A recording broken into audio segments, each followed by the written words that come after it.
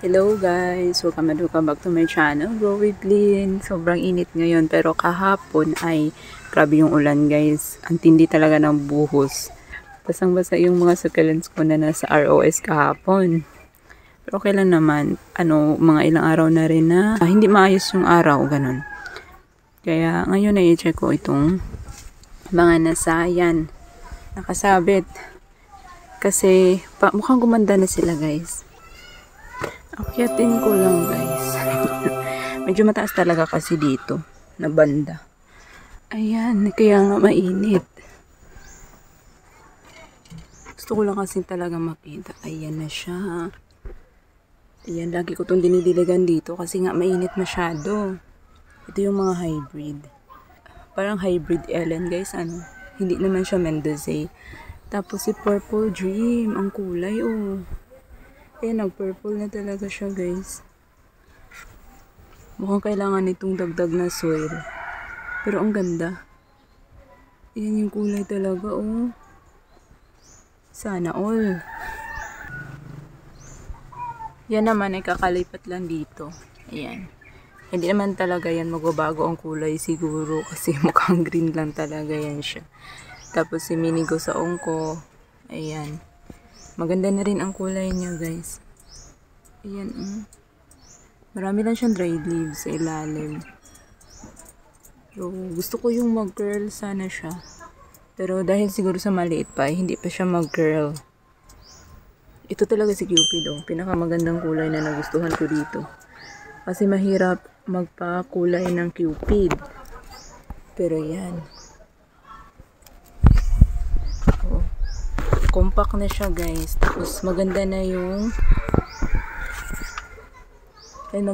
ikot ng dahon niya. Ikot. Oo, ganyan na.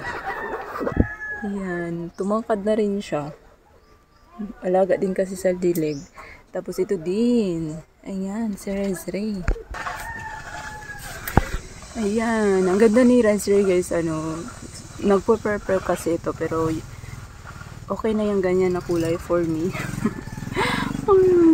Oo, kaysa naman doon sa green. At saka, sabi ng iba, nahirapan silang magpabuhay ng Resray. Pero yung sa akin naman ay, ayan. At mabilis siyang magsanga guys.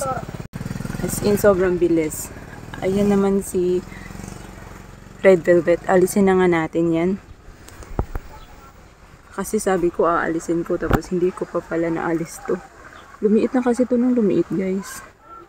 Ayan. Palitan na natin ng iba. Tapos, yung diba? Ayan siya. Yung growth niya, guys, parang nagbago. Tingnan niyo yun. Yung mga bagong tubo niya ay iba yung itsura kaysa doon sa luma niya na tubong dahon. Ayan. Ganyan na yan siya. Tapos, ganoon pa rin yung si Pickles na non-variegated, payat pa rin. Pero kahit papano, hindi na masyadong elongated yung kanyang stem. Tapos, grabe yung kulay ni macarons ko guys. Pero wala pa rin siyang bump. Ayan, nilapitan ko na. Wala pang, meron na siyang bumps. Ayan, may bago guys. Ayan, sa gitna. Kita niya yan. So, alaga ko pa rin siya ng dilig. Ayan, at grabe yung kulay niya. Ito din. Ito din sila. Oh, ang ganda. Ayan. Ito. Ito naman, malaki na yung baby niya. Diba? Pwede na kaya itong tanggalin. Ay. Pwede na. May aerial roots siya. Ang bango dito. Ang ganda ng kulay ng baby, oh. Pink. Yun sila dun sa taas. Tapos gusto ko rin i-share sa inyo, diba nung nakaraan, yung galing kay Herlitz na mga succulents, nahirapan ako mag-identify ng mga ID kasi nga halos magkamukha na sila dahil sa putla. Ngayon ay nagkakakulay na sila guys. Yung isa ay dito ko nilagay. Ayan, si Beauty Lily. Parang namaos ako guys. Ito oh. Ayan. Medyo hindi na masyadong humaba yung kanyang dahon. Parang pandak. Gaya nung stress na Beauty Lily na galing kay Ma'am Rich. Ito ay galing kay Ma'am Herlets. Ayan siya. Meron na siyang dry leaves. So, kailangan kong alisin. Hala, may baby na to guys, si Sanse. Pero natumba siya. Ayan, meron ng baby agad. Ang bilis. Ito din, meron din, Pero natumba. Ayusin ko na lang. Ang kulay naman ito, nag-iba. Yung black rose ata to. Hindi talaga ako familiar sa mga ID nito. Parang agavoid black rose. Pero yung tips niya ay nag-red. Ang ganda. Tayo lang natin. Ayan. Bakit kaya natumba to?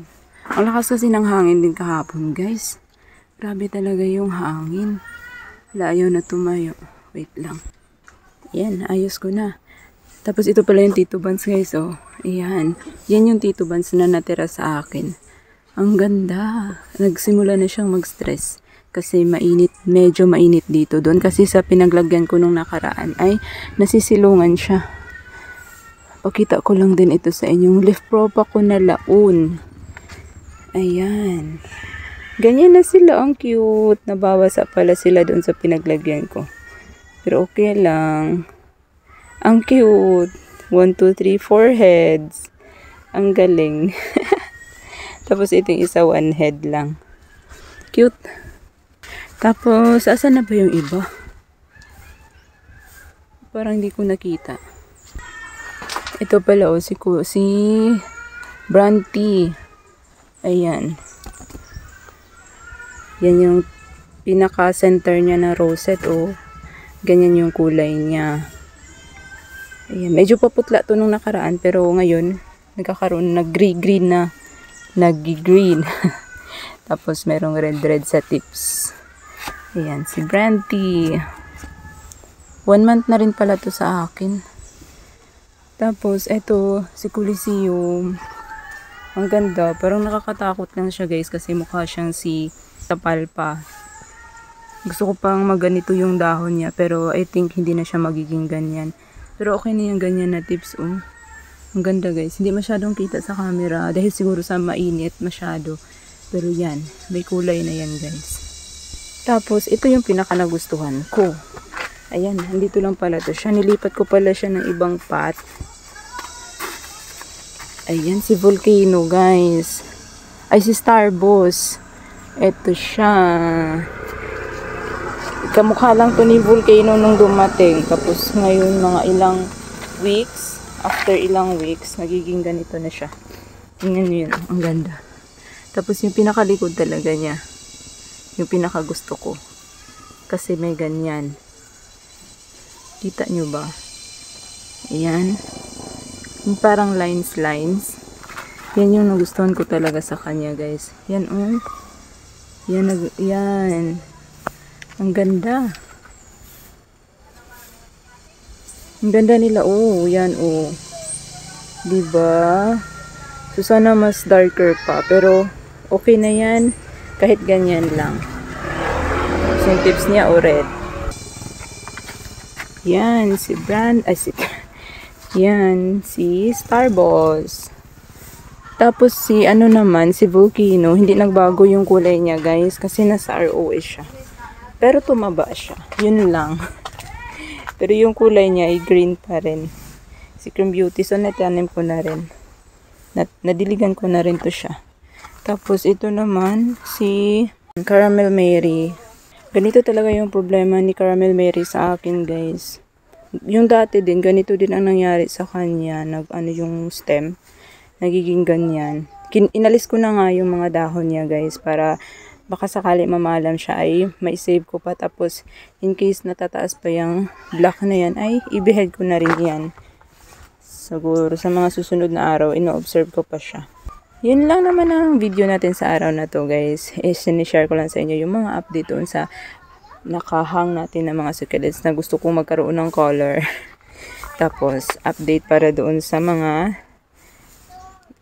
succulents na galing kay Herlets na hindi ko din makilala dahil pangit ng kulay. Pero ngayon ay nagkakulay na nga.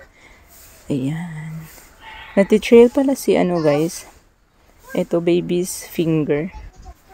Ganda na niya, So, thank you all for watching, guys. See you in the next one. Keep growing.